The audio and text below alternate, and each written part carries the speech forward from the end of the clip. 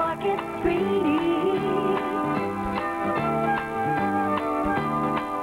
Here comes Market Street.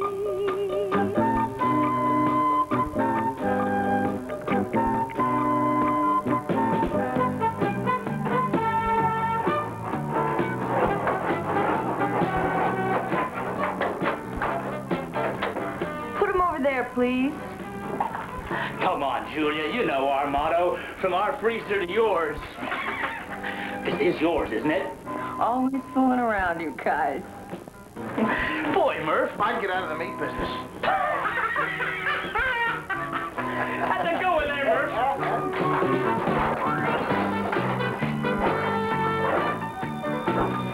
Pay no attention to them.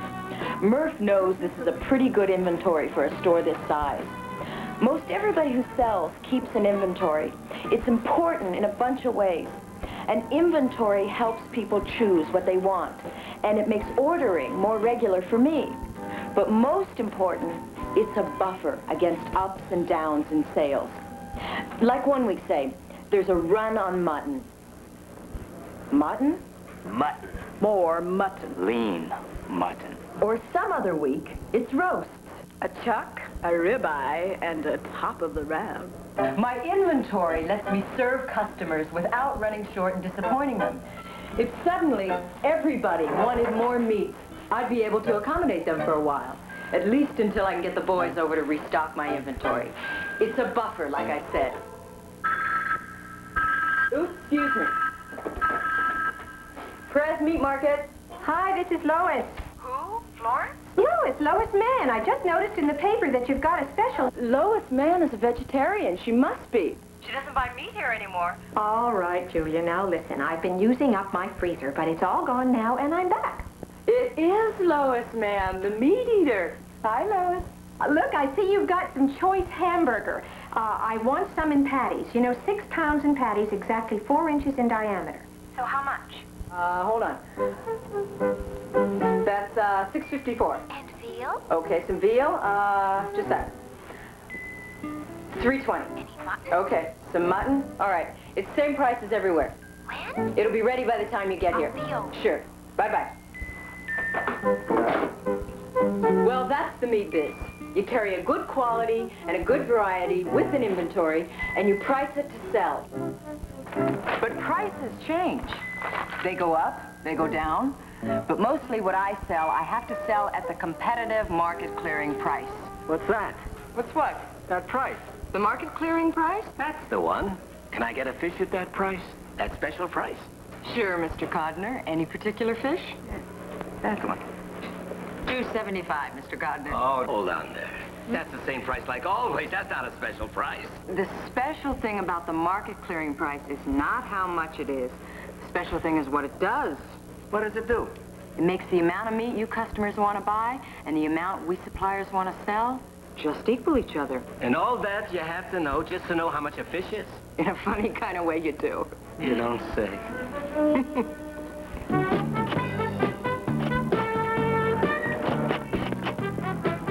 Say, Roberto, do you know what a market clearing price is? Sure, Mr. Codner. It's the price where all the people want to buy of something equals all that other people want to sell of it. Wise guy. Won again. Let's play something else, something I can win. Okie dokie. Let's play quiz. Quiz?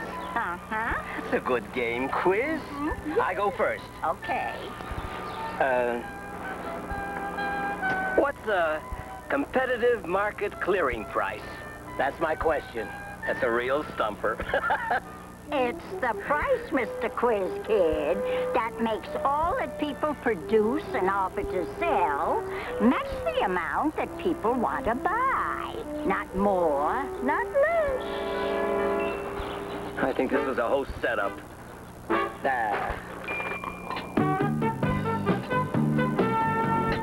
Briskets all trimmed. What price should I mark them? What was it yesterday? $1.68? Yeah, that was it, wasn't it? $1.68. Look, if you're not sure, I'm not sure. Mark them like I said, $1.68. Okay. You think I control my prices? Sure, I can ask any price I want. I can charge anything at all. But I can't make customers buy all I want to sell at just any price. And since I want to stay in business, I have to find and charge the market clearing price. And that market clearing price is found by competition among buyers and sellers. So how do I know what the market clearing price is for any item? I search for it. I check my competitors' prices and my sales. I can tell if my price is wrong by what happens if I haven't found and charged the market clearing price. Liver. Suppose I sell something, liver say, at a price below the market clearing price. That's a lot. We eat liver a lot. We took something else for the boys and eat That's a good price. I didn't buy much liver before, but now I'll buy more liver and less hamburger. Oh, goody, liver and onions. Wow, this is a good deal. At this price, liver instead of chicken. It's raw. I thought it came cooked. Liver and bacon, liver and applesauce. It's got iron. Everybody needs iron. You can buy iron pills, but not at these prices. Liver Veronique. Liver al vongole. Julia, I'll have some. Oh, no, Mom, not liver. Right, you're right. Just charge it, okay? Carrie, what are you doing? Mom, I told you I hate liver. This is mine. If you want some, just ask her. Have you got any more liver back there? Out. Clean out. That's it? No more? So get more tomorrow, won't you? I bet she won't. There's always mutton with applesauce and mutton a la vongole. You can take out a TV dinner. It may not be so good, but it may not be so bad. This is terrible. They all got liver and I didn't. Some of them don't even like liver. I love liver. I'd have even paid more. My fault, Kathleen. I didn't think I'd sell so much liver at that price. Guess I underestimated. I put the price too low, below the market clearing price. Some people who value liver more, like you, didn't get any. Sorry. Well, when you get some more liver, could you put the price back up where it belongs? At the market clearing price, that's what she means. On the other hand, if my price happens to be above the market clearing price, there are surpluses. Okay, you guys, something's wrong. You lamb chops aren't selling as usual. You're just sitting dormant. Julia, what is with the lamb chops? Well, I don't think any... If that's what I have to pay, I'd rather buy 2 pounds of hamburger if that's what I have to pay. Maybe instead of 3 chops apiece, I could serve 2 chops. Whatever you say. All right, what are we going to do? People are buying more of other things and less lamb chops. We'll have to lower our price. That'll get rid of the surplus. To the competitive market clearing price? Oh, it's about time. Yay, Julia! We can count on you. She keeps her prices right. Welcome back, market clearing price. I've been waiting for a reasonable chop, so I'll buy a reasonable chop. That reasonable chop. I guess you always know what you want, huh, Mr. Codner? To know is to love. Just imagine, if prices everywhere, not just in my store, were above the market clearing level or below it, things wouldn't be in balance. There would be shortages or surpluses. But competition among buyers and sellers moves prices to the market clearing level, and that prevents shortages and surpluses. Most of the time, prices are at the market clearing level, where the amount people demand matches what's available. But things may change. People's demands may change. Maybe because their wealth increases, or they have larger families, or their tastes change, the kinds of things they prefer. Then they want more than they used to want. That means people are willing to pay more for the available amount. Like with Lance O'Shaughnessy's car. People began to think old Studebakers were really great. A change in people's taste increased the demand for old Studebakers.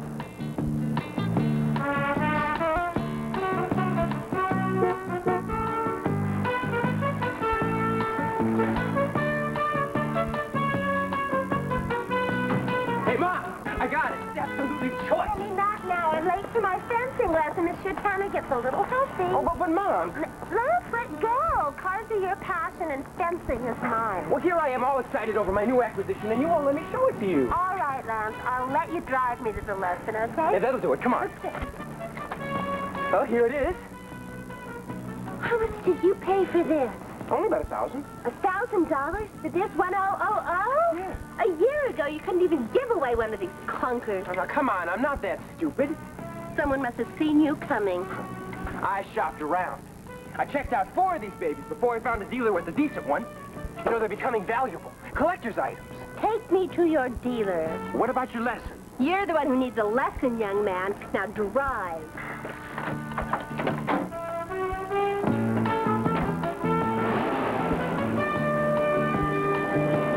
So this is a collector's item?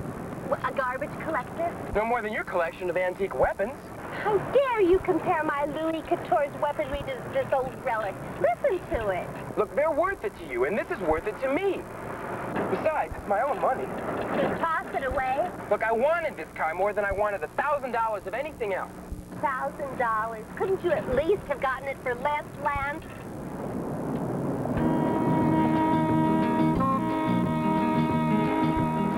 I do, Lance. See, you brought your mom. Can I interest you in a car, Mrs. O'Shaughnessy? Anything to make a buck, huh, Mr. Spencer? And taking advantage of a minor. Well, now, hold on, ma'am. Hold on right there. He got a good deal. That's right. Those other cars I saw cost almost as much, and they were in rotten shape. Look, to find a car as good as mine would have taken at least a month of my time, and that's worth a lot to me. If you'll just put the sword down and hear me out. Come on. No, never. I'm going to fencing class. But I can show you in black and white. Sword is mightier than the pen. Mother, I'm glad I had to pay this much.